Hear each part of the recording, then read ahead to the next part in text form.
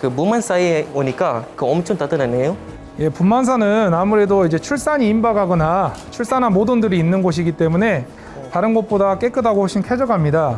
그리고 이제 춥다 보면은 새끼들이 동사를 할 수 있기 때문에 이렇게 보시면은 온도를 따뜻하게 관리해주고 있습니다.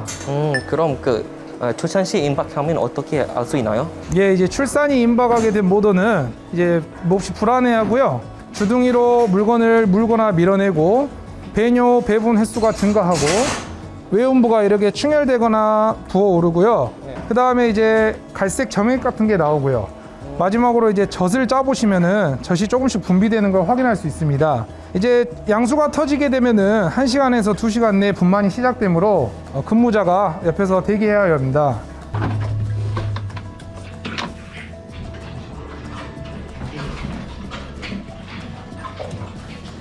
그럼 물만이 얼마나 걸리나요? 분만은 이제 보통 태어나는데 한 마리가 5에서 20분 정도 소요되고요.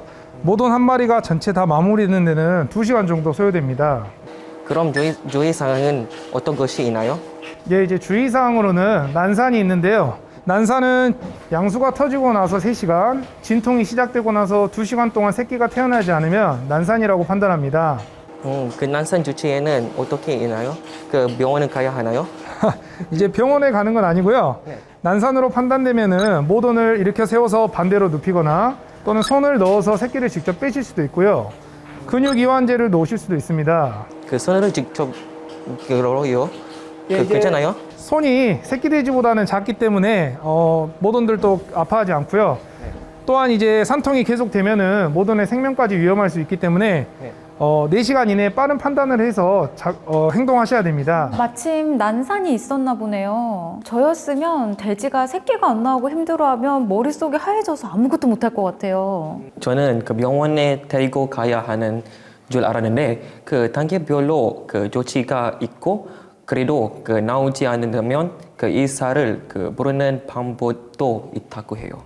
보통 분만이 시작했는데 자돈이 안 나오는 경우에는 거의 없어요. 대부분 나오는데 만약 안 나올 경우에는 모들이 너무 뚱뚱하거나 아니면 변비로 인해서 자돈이 나오는 이 산도가 막히는 경우가 있습니다.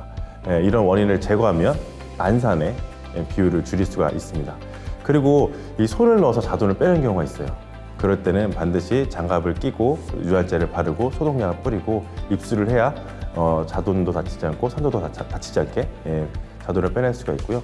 입수한 이후에는 항생제 치료를 꼭 해주시면 추후에 감염도 예방할 수가 있습니다. 방금 그 돼지도 다시 건강해져서 잘 자랐으면 좋겠습니다. 이렇게 태어난 새끼 돼지는 코와 입을 수건으로 잘 닦아주시고요. 소독된 실로 탯줄을 2에서 3cm 정도 남겨둔 상태로 잘 묶은 다음에 잘라줍니다. 그 다음에 온도 관리를 위해 이렇게 보온등 아래다가 좀 두시면 됩니다. 그 새끼 돼지는 태어나면 그 주의사항은 어떤 것이 있나요? 예, 이제 포유자돈 같은 경우는 온도 조절과 초유 관리 2가지가 있습니다. 그래서 몸한테 청소랑 몸 점검이 필수라고 하시군요. 예, 맞습니다.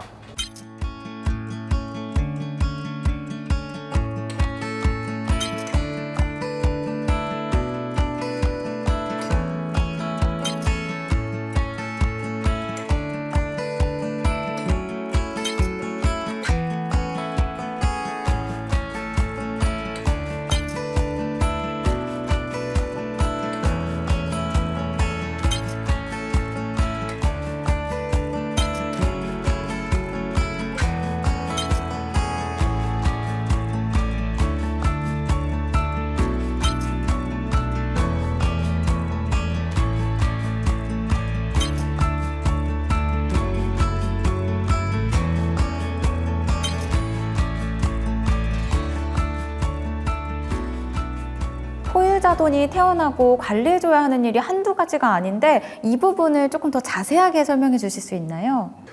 갓 태어난 포유자돈의 가장 중요한 포인트는 이 건조와 보온 등을 통해서 체온을 빨리 회복시켜주는 게 중요합니다.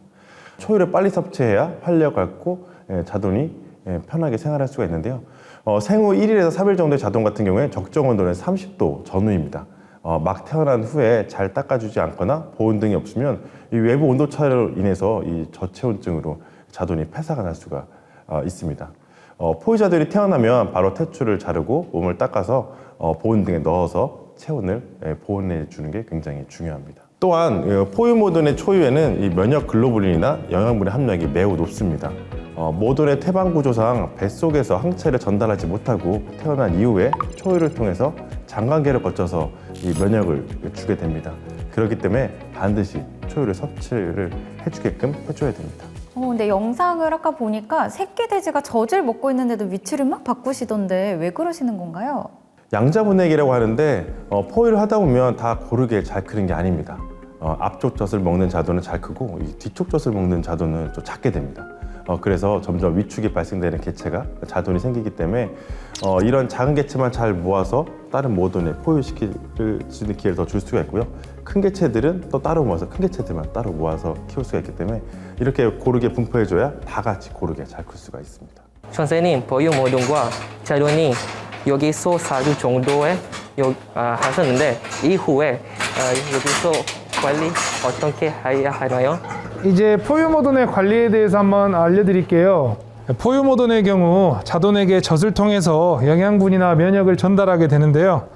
따라서 포유모돈은 분만 후 2주까지 사료를 제한 없이 급여해야 합니다. 포유 모돈 자돈은 많이 먹어야 하니까 어느 정도 많이 먹어야 할까요? 보통 이제 분만 후 2배 정도 먹고요. 이렇게 포유 자돈이 많은 경우는 3배까지도 많이 먹기도 합니다. 그럼 사료를 많이 주는 거비로 다른 주의사항이나 부분이 있나요? 이제 건강도 관리를 신경 써주셔야 되는데요. 스트레스나 환경 관리가 되지 않으면 저유증이나 수유 거부가 올 수 있습니다. 이렇게 되면은 자돈에게도 치명적이고요.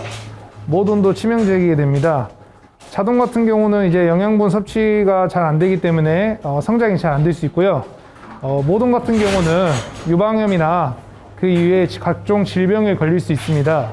양승혁 수의사님, 그렇다면 저런 문제는 왜 발생하는 건가요? 수유 거부나 저유증이 발생하는 원인은 다양합니다. 수유 거부는 모돈이 통증이 있을 경우에 수유 거부를 하는 모돈이 증가할 수가 있고요. 저유증의 경우에는 통증은 없지만 다른 원인에 의해서 유난히 감소한 형태로 나타납니다. 각 증상에 따른 처치는 수의사의 진료나 컨설턴트를 통해서 원인을 찾고 이런 모돈의 비율을 줄일 수 있도록 농장에서 관리를 해주셔야 됩니다. 그렇군요. 포유 모돈은 료와 사료와 건강 관리. 그렇다면 포유 자돈은 관리는 어떤 게 있나요? 포유 자돈 같은 경우는 거세, 접종, 견치, 단미와 같은 과정을 진행하게 됩니다. 전문조사, 단미, 거치, 요새 말만 들어도 어려워요. 아무래도 견미, 단치 같은 말들을 처음 듣다 보니까 어려울 수 있는데요. 포유 자돈이 잘 성장하기 위해서는 꼭 필요한 과정이므로 3일 이내에 꼭 해주셔야 합니다. 철분주사, 단미, 견치, 거세 이름만 들어도 좀 생소한데요. 제가 준비한 시청학 자료를 보면서 자세하게 설명하도록 하겠습니다. 먼저 단미는 돼지 꼬리가 한 50cm까지 자라기 때문에 이 생후 3일 정도가 된 포유자돈에 한 2cm만 남기고 돼지 꼬리를 잘라줍니다. 잘라줄 때는 이 단미기가 충분히 달궈졌는지 확인하고 너무 빨리 자르게 되면 이 출혈이나 절단이 되지 않을 수 있기 때문에 5초 정도는 꾹 눌러줘야 됩니다. 견치는 치아 끝부분을 살짝 잘라주는 건데요. 치사기를 통해서 갈아주는 것도 가능합니다. 이렇게 갈아주는 이유는 이 포유모돈의 유방을 보호하기 위한 조치입니다. 돼지는 상하좌우 2개의 송곳니가 있기 때문에 8개의 치아 모두 끝부분만 잘라줍니다. 그리고 철분주사는 이 포유자돈이 하루가 다르게 빠르게 성장하기 때문에 태어날 때부터 철분이 모자란 상태로 태어나고 이 초유나 모유에도 철분이 적어서 태어난 지 한 3일 정도에는 철분주사를 목이나 엉덩이에 근육주사로 해줘야 됩니다. 거세의 경우에는 이 수컷 돼지의 웅치를 제거하기 위해 정소가 팽팽하게 올라올 수 있도록 다리를 안쪽으로 위치하게 한 다음에 칼로 정소를 뺄 수 있도록 절개하고 고환을 밀어낸 다음 고환을 잡고 칼로 제거합니다. 제거한 후에는 염증이나 감염을 대비하기에 소독약을 뿌리고 항생제를 투약합니다. 절차가 좀 많이 까다롭네요. 처음 보시니까 어려울 수 있는데 숙달이 된다면 충분히 잘할 수 있을 겁니다. 태어난 지 3일이 되면 너무 어릴 때 꼭 해야 하나요? 견치와 단미 같은 경우는 나중에 자돈이 되었을 때 문제 예방을 하기 위해서 해주시는 편이 좋고요. 철분 주사와 거세는 필수적으로 꼭 하셔야 됩니다. 저는 아무리 돼지여도 일반이나 코끼리를 자르고 거세를 하는 부분이 조금 힘들었어요. 단미와 견치는 농장에서 선택적으로 할 수가 있는데 거세는 필수로 해야 됩니다. 단미와 견치 같은 경우는 집단 생활이나 서열 다툼에서 큰 상처가 나지 않게 하기 위해서 하는 거고요. 또 신미증도 나타날 수 있기 때문에 이런 것들을 해주게 됩니다. 신미증은 뭔가요? 네, 식미증은 동물이 서로 꼬리를 무는 현상을 말하는데요. 돼지 꼬리가 50cm 이상으로 자라는 동물이기 때문에 이걸 그대로 놔두면 서로 꼬리를 물고 있게 됩니다. 그러면 꼬리를 통해서 감염이 될 수가 있기 때문에 어린 돼지 때 미리 사전에 잘라주는 것들을 하는 것이죠. 거세는 꼭 해야 하나요? 네, 수컷 돼지는 자라면서 이 특유의 호르몬이 체내 지방에 쌓이게 됩니다. 이런 호르몬이 많이 끼게 되면 도축장에서 일반 돼지고기의 맛이 크게 안 좋아지거든요. 그래서 이런 심한 웅치가 소비자에게는 거부감이 들게 합니다. 그래서 단미와 견치는 선택적으로 농장에 살 수 있긴 하지만 이 거세는 꼭 실시해서 고객들이 이런 냄새를 맡지 않도록 해야 됩니다. 네, 이렇게 해서 웅돈, 모돈, 자돈의 관리 사양을 배워봤는데 어떠셨나요? 오늘 정말 유익한 시간이었던 같아요. 마영실이나 운동, 모돈 전부 다 기억이 나지만 남자로서 거세 부분이 좀 큰 총기였을 수 있어요. 네. 거세의 경우에는 거세를 하지 않아도 일반 돼지와 마찬가지로 출하를 하게 된다면 거세를 하지 않겠죠. 근데 거세를 하지 않으면 출하가 되지 않기 때문에 최근에는 웅치가 나지 않게 하는 품종을 찾거나 웅치가 적게 나는 이렇게 웅돈을 찾을 수가 있습니다. 그래서 여러 가지 연구들이 진행 중에 있습니다.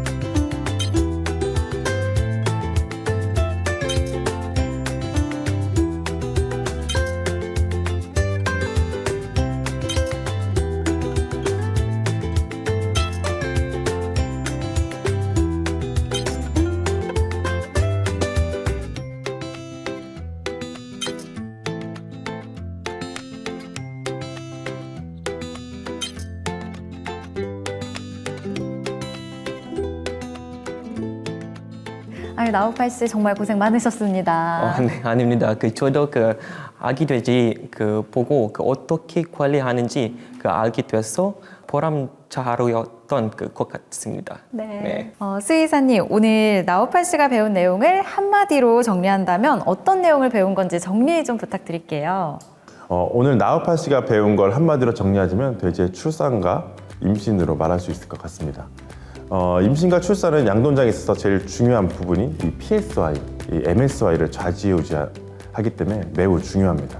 PSY, MSY 이게 뭔가요? PSY는 이 피그 퍼 사우 퍼 이어로 줄임말로 이 모든 한 마리가 1년에 낳는 자돈의 마리수를 말합니다.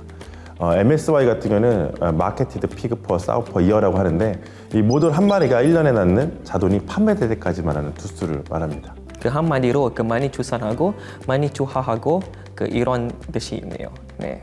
네, 맞습니다. 농장의 관리가 잘 되면 당연히 PSI와 MSI가 높아지는 쪽으로 가겠죠. 돼지가 한 번에 최대 18마리까지 임신 및 출산이 가능합니다. 하지만 일반 양동장에서 평균적으로 PSI는 9마리에서 10마리 정도 이후에서 판매를 하다 보니까 PSI는 그렇게 높은 편은 아닙니다. 그럼 PSY를 높이기 위해서는 어떤 것을 해야 하나요? 양돈장에서 PSY를 높이기 위해서는 분만율을 높여야 되고 발정 타이밍을 정확하게 교배를 시켜가지고 많은 산자수를 낳게 해야 됩니다. 그 이후에는 분만 모든의 관리, 포유자들의 관리까지 잘해준다 그러면 PSI는 충분히 높아지겠죠. 그 이후에 MSY 같은 경우에는 이 자돈 폐사 부분이 가장 중요합니다. 그래서 자돈을 어떻게 출하 때까지 폐사 안 시키고 잘 키우냐에 따라서 MSY가 결정될 거라고 생각이 됩니다. 그러면 한마디로 정리를 하자면 PSY는 출산, MSY는 관리라고 나눌 수가 있겠네요. 네, 맞습니다. 벌써부터 다음 시간이 아니에요. 네. 네, 그럼 여기까지 영상으로 보는 양돈장 관리 길라잡이 임신 및 출산편을 마치겠습니다. 다음 시간에는 농장의 지표라고 할 수 있는 MSY 육성과 출하에 대해서 알아보겠습니다. 시청해주신 여러분 감사합니다.